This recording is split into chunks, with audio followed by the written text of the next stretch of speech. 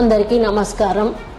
మరి ఈ నెల 15వ తేదీ నుంచి 26వ తేదీ వరకు జరిగినటువంటి 12 రోజుల కాళేశ్వర ముక్తేశ్వర ఆలయ దగ్గర త్రివేణి సంగమంలో జరిగినటువంటి సరస్వతి పుష్కరాల సందర్భంగా విచ్చేసిన భక్తులందరికీ కూడా శుభాకాంక్షలు తెలియజేస్తా ఉన్నాను, ధన్యవాదాలు కూడా తెలియజేస్తా ఉన్నాను. మరి ఈ పుష్కరాలు చాలా సాఫీగా ప్రశాంతంగా ఎంతో విజయవంతంగా జరగడం మాకు ఆనందాన్ని ఇస్తూ ఉంది. మరి ముఖ్యమంత్రి రేవంత్ రెడ్డి గారు దీనికి సరిపోయే వసతులకు కావలసిన నిధులను మంజూరు చేయడం వలన మేము అన్ని సౌకర్యాలు కూడా భక్తులకు కల్పించగలిగినాము. అక్కడ స్థానిక శాసనసభ్యులు మంత్రి అయినటువంటి దుద్దిల శ్రీధర్ బాబు గారు ప్రత్యేక దృష్టి సారించి మరి దాదాపు 3 నెలల నుంచి కూడా కార్యక్రమాలు చేపట్టి భక్తులకు అన్ని సౌకర్యాలు కల్పించడం జరిగింది.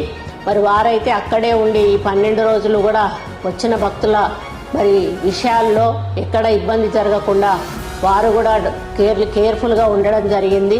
అంతేకాకుండా మా ఎండోమెంట్ డిపార్ట్మెంట్ వాళ్ళందరూ కూడా ఈ 12 రోజులు అక్కడే ఉండి భక్తులను చూసుకోవడం జరిగింది.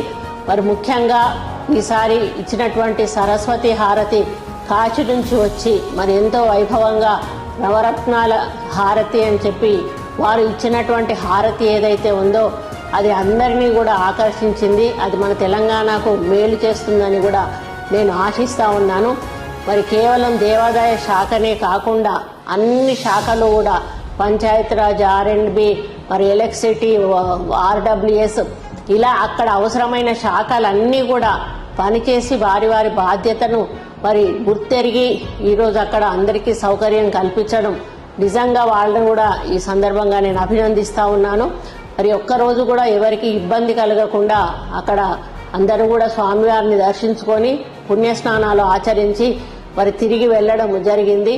మరి అక్కడ పెద్దవాళ్లకు కూడా ముసలి వాళ్లకు కానీ పిల్లతల్లులకు కానీ ఇబ్బంది కాకుండా చూసుకున్న విషయాన్ని కూడా నేను ఈ సందర్భంగా గుర్తు చేస్తూ ఉన్నాను.